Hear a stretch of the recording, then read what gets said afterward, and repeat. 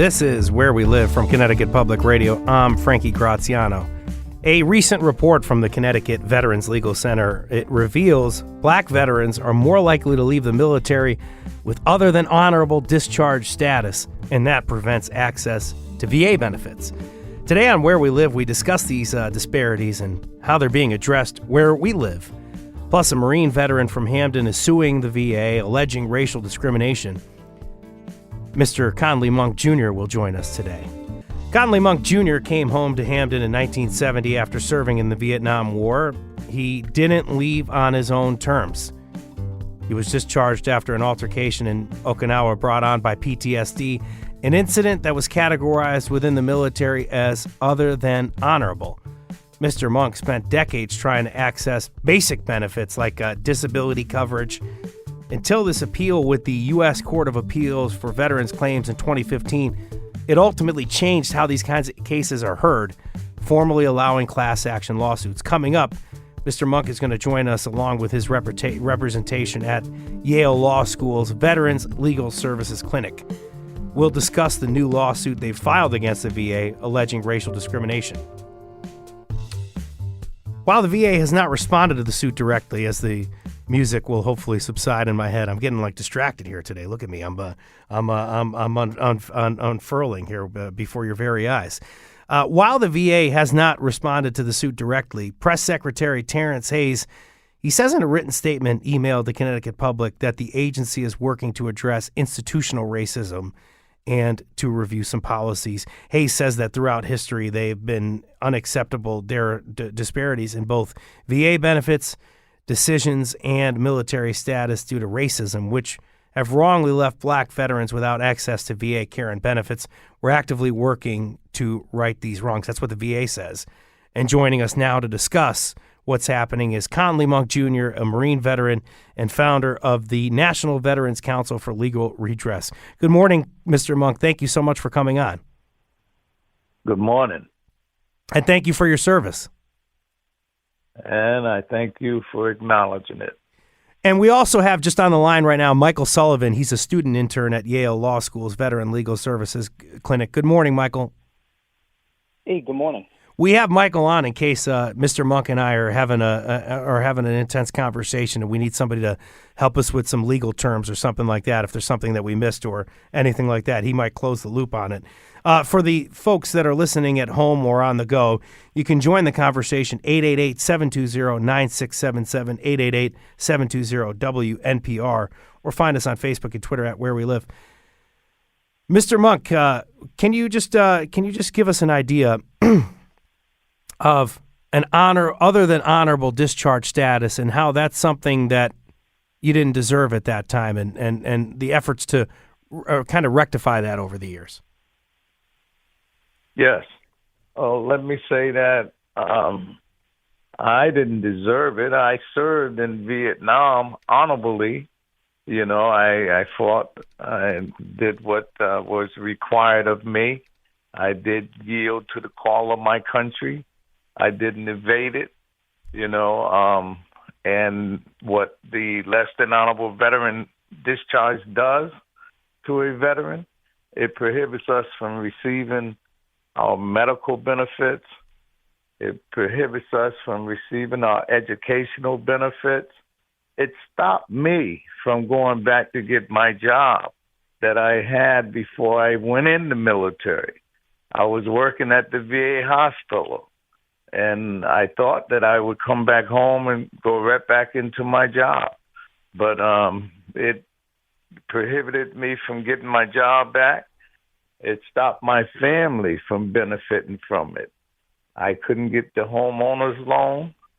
My kids couldn't get the school. They should have been able, with the disability that I had from my service, they should have been able to receive educational benefits themselves and other benefits, which all that was stopped because of the less than honorable discharge.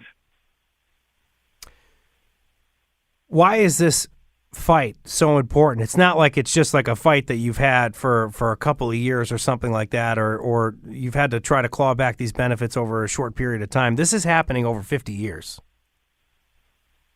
Well, this fight continues because not only am I affected by it, there's thousands of other black veterans that also is undergoing the same type of problems that I'm encountering. There was thousands of vets that came back with bad discharges from the Vietnam War, which should have never happened. When I came home in the 1970, I was fighting for amnesty at that time because I knew I was wrongfully discharged with a bad discharge. So, I felt amnesty was appropriate. I was involved in other veterans organizations fighting for amnesty. Matter of fact, I was involved with the Mothers for Amnesty that was fighting for their sons to come back that was the draft evaders. And I most definitely knew that the Vietnam vets was entitled to the amnesty before the draft evaders.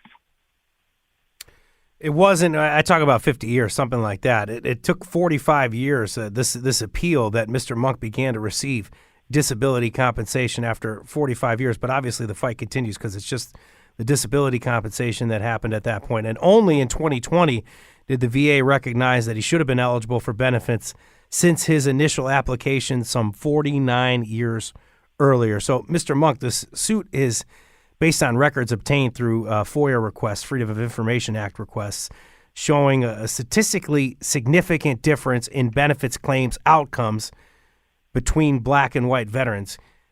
What are these findings, and how does your experience kind of run parallel to what is seen in the numbers? Well, my attorney can speak on that, but in terms of the numbers, how many black veterans it was indifferent from the white veterans. And the white veterans was able to get their disability claims at a higher percentage than black veterans.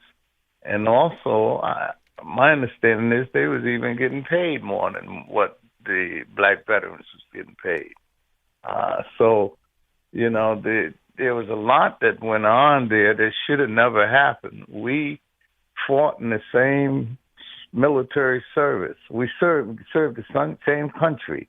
We fought in the same war. We should have been receiving the same benefits and the same, pay, but that wasn't the case.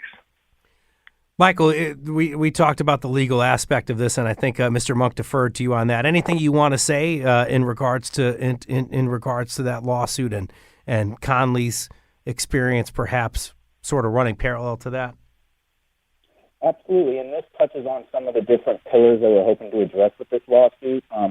One of which is, of course, addressing the discrimination that Mr. Monk was subjected to while trying to obtain his benefits at the VA. But what's really interesting is the data that was obtained through these FOIA requests shows that, at least for the last 2 decades, every single year there was a higher chance that a white veteran would receive their disability compensation and a higher chance that a black veteran would not.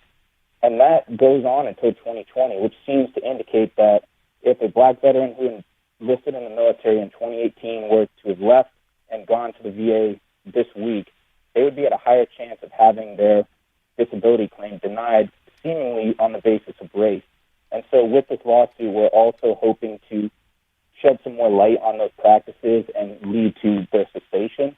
And then a third pillar is this is a very novel lawsuit. As far as we're aware, we haven't seen any other use of a Federal Tort Claim Act lawsuit for racial reparations. And so we're hoping to lay the legal groundwork that other black veterans can pursue legal redress through this manner.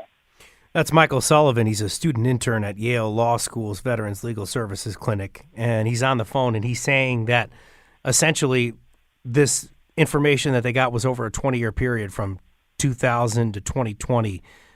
These Freedom of Information Act numbers that they got through a Freedom of Information Act request, saying that year over year, it's white people that are more likely to get these benefits, white veterans that are more likely to get these benefits over black veterans. Mr. Monk, I want to go back to you here. The VA says they're actively working to right these wrongs and talking about how historically the benefits claims process and decisions haven't benefited black veterans. How would you say that? Do you feel comfortable answering that? Do you feel like do you feel like they're actively working to right the wrongs? What's your thought on that? Well, I would have thought that they would have been working to right the wrong. This goes back further than me. It goes back to my father, which was a World War II vet who served in Normandy, fought honorably in Normandy, and came home and put in a disability claim in 1942 and was denied. And, if it was a white vet, I would say that they would have been approved versus, the black veterans. Now, I understood some of that went on back then, but now up in this time, era, shouldn't happen. It should never happen, and it continued until just recently. So the proof is in the pudding, in the action, and them showing us, Until I see that they have made a change, a difference, I don't believe it. Mr. Monk, you went back on against the VA over your father, or at least you've been trying to claw back some benefits for your father as well, as I understand. Is that correct? Yes, or at least some recognition? Correct. Go ahead, sorry. No, that is correct. My whole family, my siblings, we all were scarred and prohibited from receiving what we should have been entitled to.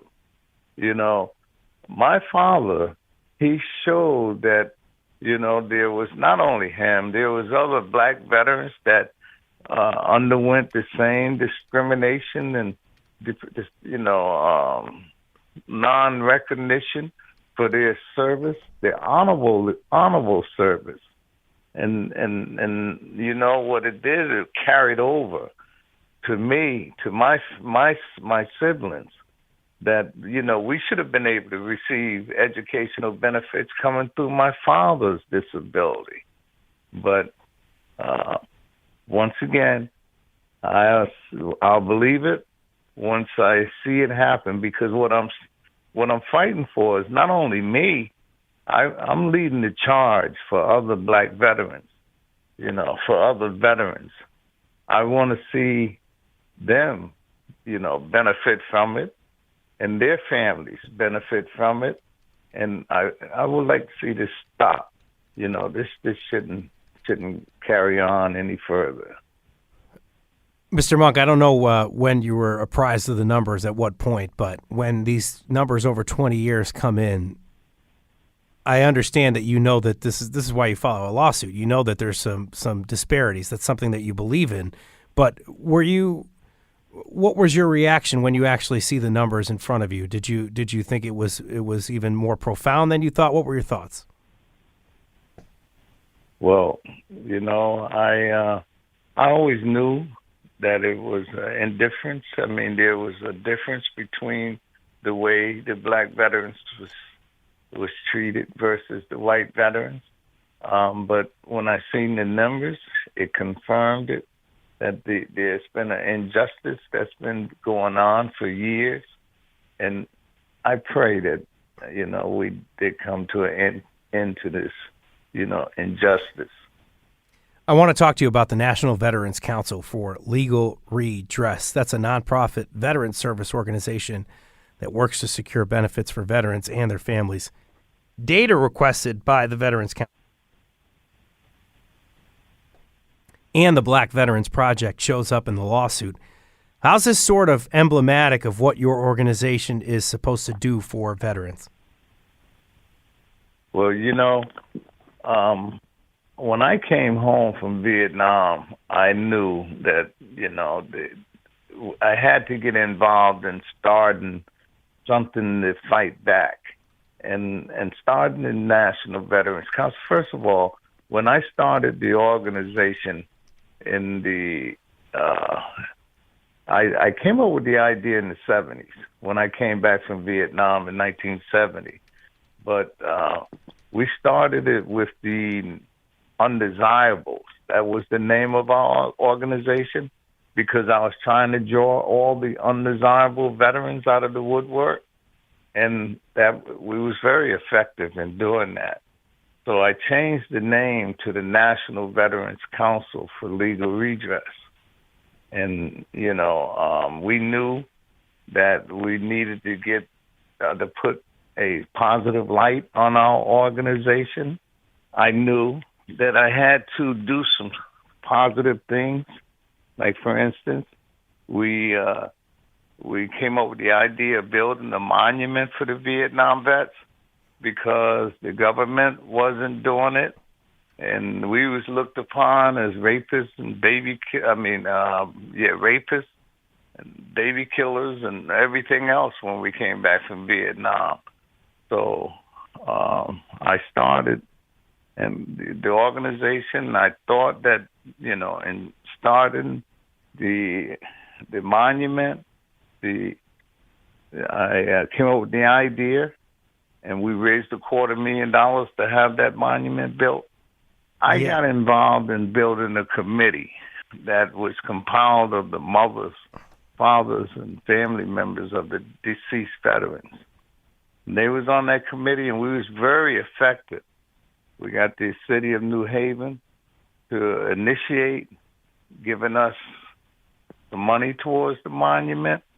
And what I came up with the idea of 7 surrounding cities, the havens, to also do the same thing that New Haven did. And they did that. And we were successful in building our monument in 1980. There's a statue memorializing deceased Vietnam veterans that's in New Haven that Mr. Monk is talking about. His organization, Conley Monk Jr., worked very hard to get that up. And I understand you want another one for the living as well, or at least several more. That's correct. Well, what had happened was we had promised the veterans that we was going to put up a living monument for the living Vietnam vets, but I had got sick, and I could not continue. And when I stopped, the project stopped. So we had a model of a wall going around the V. We was going to build a 4-foot wall with the names of all the living Vietnam vets on it, and the big V. Let me tell you, this V is 11 feet tall. It's somewhat in harmony with the one in Washington, D.C. It's a V, and it's anchored 11 feet in the ground, and it's estimated to be up for 2,000 years. And if you look through it, you look straight through it, it's supposed to take you straight back to Vietnam. So it was the gateway into New England. You had to ride by our monument, going to Hartford into New England. So a lasting legacy, and hopefully something that can help you put behind or honor at least these 50 years that you've had to fight on behalf of your service record and on behalf of the service records of many other service members. Yes. And, we done changed the idea of the design of the monument now. We want to call it the Pier Project and have a reflection of the V. We're going to have a V going out into the water. So that's the reason why we call it the Pier Project. We're in the process of trying to get a model made, and we have the architectures at Yale that's going to be the ones that help us design this. I don't want to gloss over this because you said earlier that you got sick. I understand that you had diabetes at some point throughout this process, and maybe even suffered a stroke. Like you're going through a lot personally as you're trying to continue this fight. Can you just tell me about how you're doing? How are you, Conley? I just want to make sure I'm checking in on you to see how you're doing. I've been truly blessed, and I thank God because I'm 74 years of age, and years ago it was estimated that most of the Vietnam vets that was exposed to Agent Orange would be real sick with some form of cancers, or either they might even been expired. So I've been blessed. I did contract diabetes, which they saying that it could have came from Agent Orange. I am 50% disability, received this 50% disability for Agent Orange. I receive 100% for PTSD because I had a lot of problems over the years and didn't have any help from the VA. I couldn't go to the VA and get any kind of services because of my discharge. So I had to, with the blessings of my family, I had to fight this fight on my own. I had to work 2 full-time jobs in order to get what I needed and in order to get any type of home, saving my money. And I couldn't get the home loan from the VA. So I was excluded from everything. But I've been doing good. I have not only diabetes, I have I had a stroke, a major stroke, where I couldn't I was declared legally blind. I couldn't walk for so far. And then I had to seem like I had to sit and rest. I also have cirrhosis of the liver, they say. I have a series of medical problems that could have been related to my military service. Of course, I'm a Marine, so I served in Camp Lejeune. I could have been contaminated by the water pollution in Camp Lejeune. So I have a series of medical problems that's related to my military service. Mr. Muck, it would be hard for me to say that I'm not happy to that I wouldn't be happy to see you here to make it to 74 and see through all the fight that you've done here. Very, very happy to be talking to you here this morning. Yes. And thank you to Michael. And thank you to Michael Sullivan as well for joining us. I really appreciate you both coming on this morning here on Where We Live. And well, thank you for having me. Yes, I'm sorry, Mike. I just wanted to my final statement is to say that I've been blessed with having Yale Law School, and Michael, you're truly a blessing to me and the other students. So I thank God for you. Thank you both for coming on very much. I appreciate it. And coming up, we're going to have a new report from the Connecticut Veterans Legal Center showing us how racial disparities play out among veterans leaving the military. The lead authors are going to join us, veterans and their loved ones. We want to hear from you. Find us on Facebook and Twitter at Where We Live.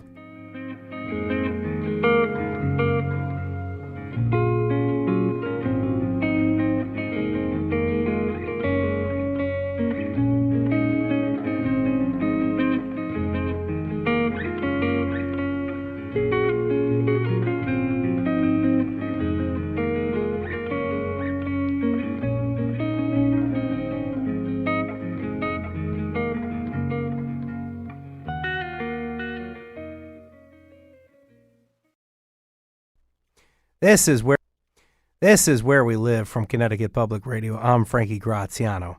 There's a new report out there from the Connecticut Veterans Legal Center showing how racial disparities play out among veterans leaving the military.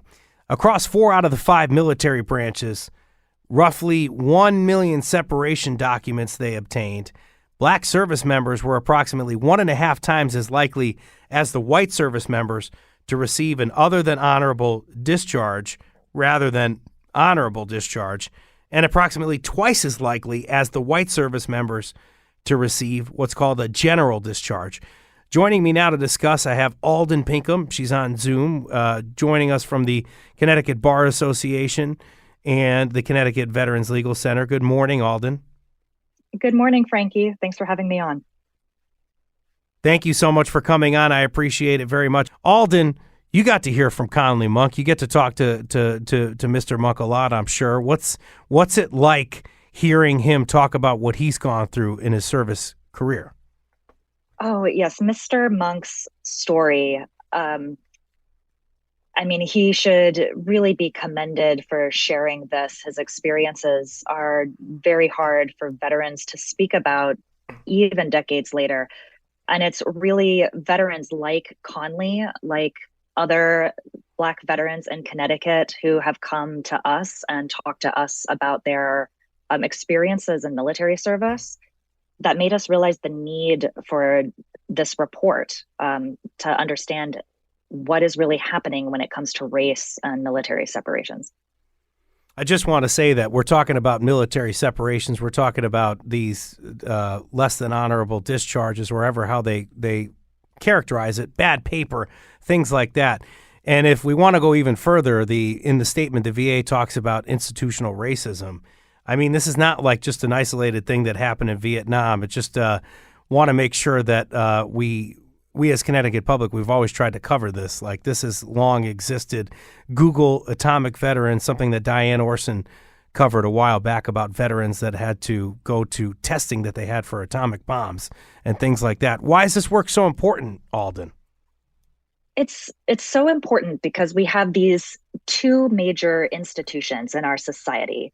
The military branches, where people pledge their service with the understanding that they might not come home, but with the understanding that if they give their service to their country, they're going to have future opportunities for a better life. And that includes the promises of this other institution, the VA, to provide their health care, to compensate them if they can't work due to a disability, to provide help purchasing a home, with education, all of these promises that these institutions provide. And we, the American public, benefit from the military service of all of those who volunteer and who serve. But the separation system that we have judges people on the way out. And those judgments then cut them off from all of those promises we made when we signed them up to serve to begin with. Yeah, so, I want to get into some of that terminology. You're talking about administrative separation. What are the differences in discharge status? Honorable, general, other than honorable, bad conduct, dishonorable. And what do we mean when we say bad paper? Yes. So Conley spoke at length about the VA system, and I'm here going to be talking about the Department of Defense. So different system, and the way in which military service members leave the service. So when someone leaves the service, they get a paper, the DD-214, and on that paper lists their characterization of service. Basically, it's a judgment of how well you served your country. And this is a little bit nuanced, but I'll break it down into the 5 most commonly used characterizations of service. There's honorable, which we all hear about, and that is the basic standard.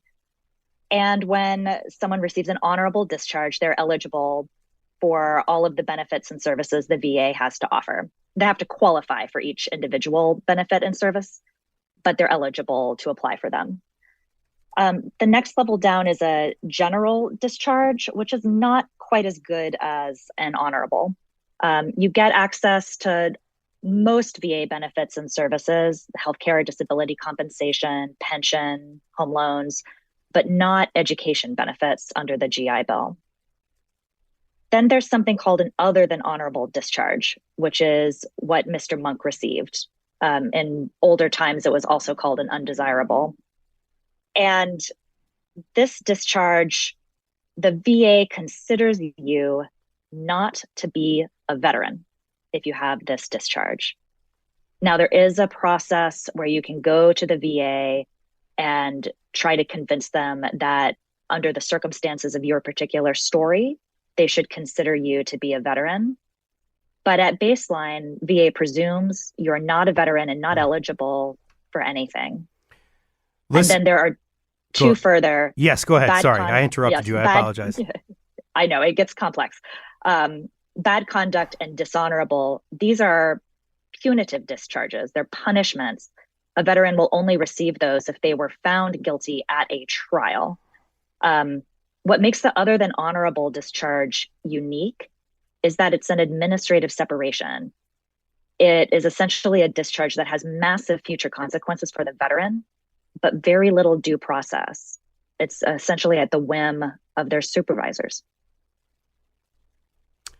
Listeners can find the full report that we're talking about here on our website at ctpublic.org, where we live. And we just talked about general and other than honorable, but there's this really handy flow chart on page 14 of that report, if you go to ctpublic.org/where we live, showing direct impact discharge status having on VA benefits. Can you explain how did difference in status result in barriers to access after discharge?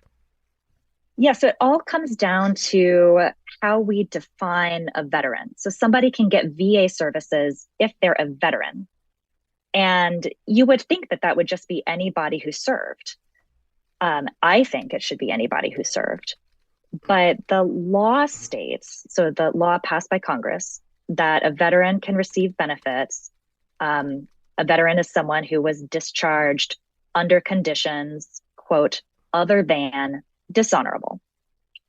Now, you could interpret that to mean that everybody except people with a capital D dishonorable discharge qualify for VA benefits. And if you look at the legislative history of this statute, there's every reason to think that that's what Congress had in mind. However, the VA has interpreted this law differently. They've interpreted it to say, we get to decide if somebody doesn't have an honorable or a general discharge, whether you served under conditions that were dishonorable or other than dishonorable. And what that means by and large is that anyone with an other than honorable discharge, if they go to the VA first looks at their record to determine what they think about that person's service. And unfortunately, a person's military record only tells one side of the story. It tells the military side of the story. Veterans have a right to ask for a hearing. They have a right to have representation in these proceedings. That can make a difference in final outcome. But the result is most veterans with an other than honorable discharge are denied by the VA, don't have full access to benefits. And the few that make it through the system, like Mr. Monk, their benefits are deferred for years and years and years, in which they're not getting treatment or compensation for disabilities or the services that they need to come back into the civilian world. We've asked for phone calls into 888-720-WNPR, and we're going to hear from a veteran here. Z from Groton is going to share his experience of discrimination in military training. Thank you for joining us, and thank you for your service, Z. Hello, thank you very much. What's on your mind this morning? So I just wanted to confirm that the UCMJ and the NJPs is definitely higher for Black military members, and also the struggle to attain benefits for the same exact service and same exact injuries. But I also wanted to touch on the suspension rate, the fail rate, the kick-out rate that Blacks undergo in training that comes after boot camp. So this training is called AIT, Advanced Individual Training, or A school in the Navy. It's the kind of internship you do before you go to your military job.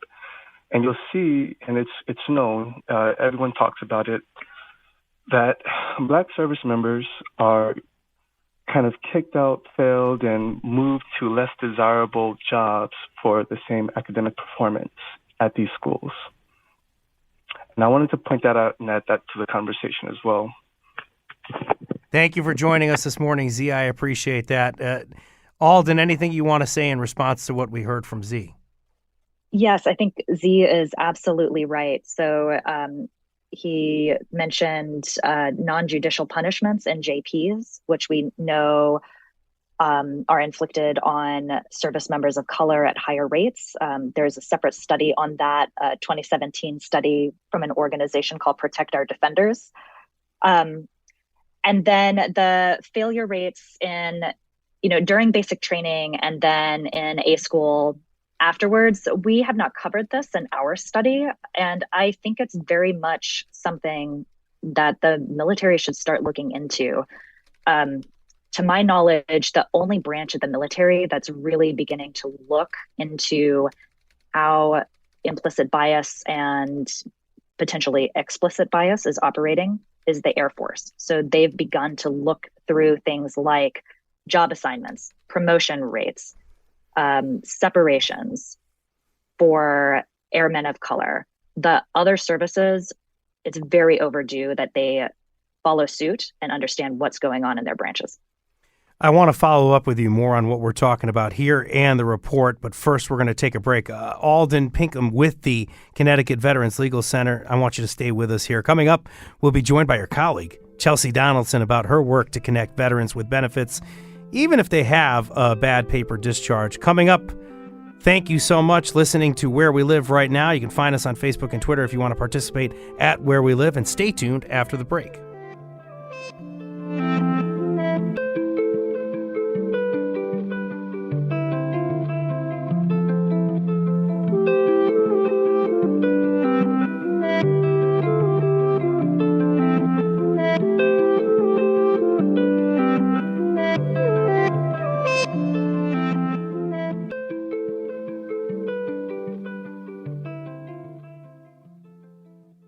This is Where We Live from Connecticut Public Radio. I'm Frankie Graziano. In a second, we're going to dig into a new report with Chelsea Donaldson and Alden Pinkham from the Connecticut Veterans Legal Center.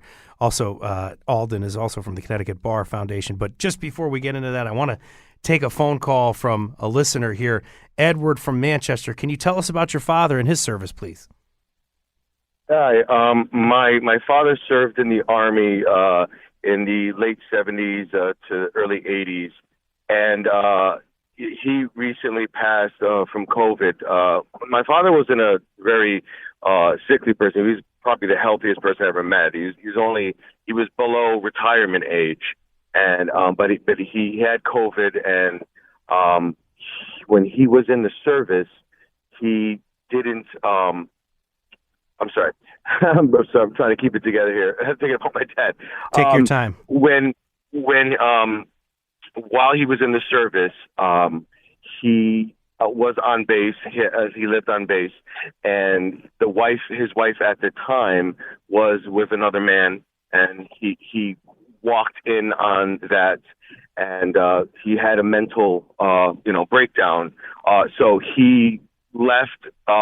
They considered him AWOL. They brought him back, and from what I understand, they released him as discharged, dishonorable, other than, and he wasn't able to get a military funeral. He wasn't able to go to the VA, and I've always felt that had he had the ability to have the VA available to him, he would have utilized those services and not feel like he was able to handle COVID on his own. He thought he could muscle through it like it was just a flu. And, then here we are. So now I'm handling his estate by myself. Edward, I'm so sorry to hear about your father, because I could hear it in your voice how you're impacted by that, and the other than honorable discharge there, not allowing you to have the military burial. I'm so sorry to hear about your loss, Edward. Thank you very much. You take care today, and I'm going to bring back in now on the phone right now Chelsea Donaldson. They're actually on Zoom. Chelsea Donaldson and Alden Pinkham. Chelsea Donaldson, supervising attorney of the Veterans Benefits Unit at the Connecticut Veterans Legal Center. I want to make sure I read your title on here this morning, Chelsea. And still with us, Alden Pinkham, the Connecticut Bar Association Singer Fellow and Connecticut Veterans Legal Center. Chelsea, you're helping these veterans access benefits through the VA with bad paper or an other than honorable discharge. How do you do that? How long does that take generally? So two different questions. So sure. How do you do that?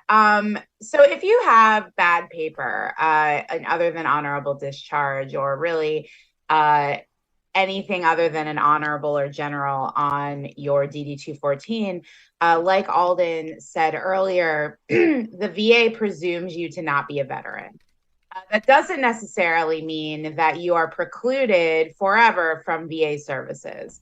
VA does have a mechanism that allows them to evaluate your service to determine if it is honorable for VA purposes. And what that means is that it does not change your DD-214. Your DD-214 will remain the same, but it's sort of like asking VA, okay, I understand that my DD-214 says this, but if you hear me out and you hear the context about why this happened, you will understand that if this did not happen, I should have gotten an honorable discharge and I should not be barred from services from VA because of it. So in this process, you essentially have to file for a benefit at VA. It could be an application for healthcare.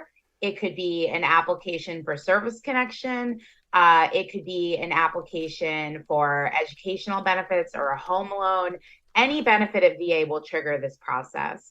And in this process, a veteran actually has quite a lot of rights. You have the right to a hearing. You have the right to put on evidence on your behalf. You have quite a lot of evidence, of rights to put on evidence to show VA that you should have access to VA. So there is a mechanism in place to help correct, I guess what would be the word, any mistakes that DOD might have made on the back end to block people from access to VA. Now, all of that sounds great, and it sounds like a great system that should work perfectly, but the reality is that it does not. And to lead into your second question, Frankie, this process can take years. VA right now is exceptionally backlogged. There is a massive backlog from the pandemic that they are still working through. So, VA has not really given ETAs on their aims to end that or how quickly these claims are supposed to go.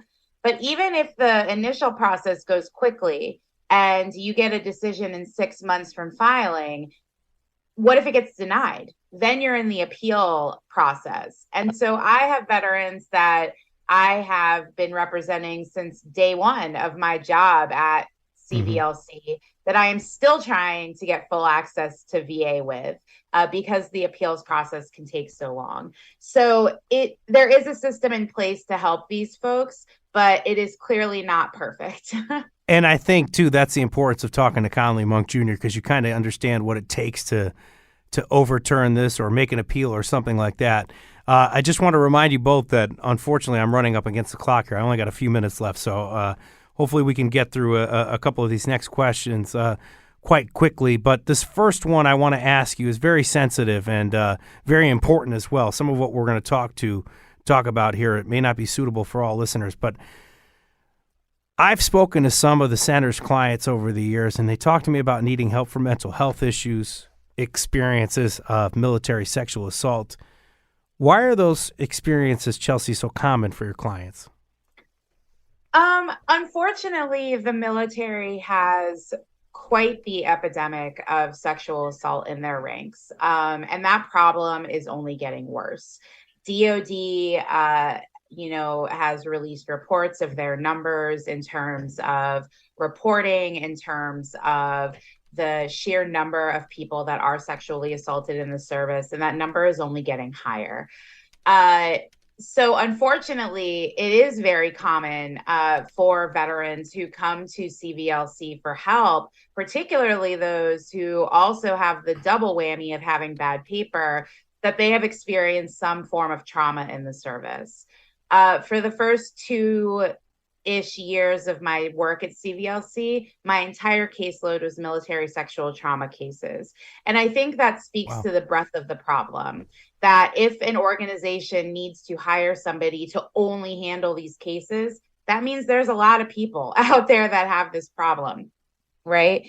And, you know, experiencing trauma, and it's not just sexual assault either. I think, you know, Alden and her work on this racial disparities report that we have released shows that trauma comes in many forms, and the trauma of racial harassment, racial-based hazing, racial-based assault, in addition to sexual assault, in addition to experiencing combat, being in the military can be a very traumatizing experience.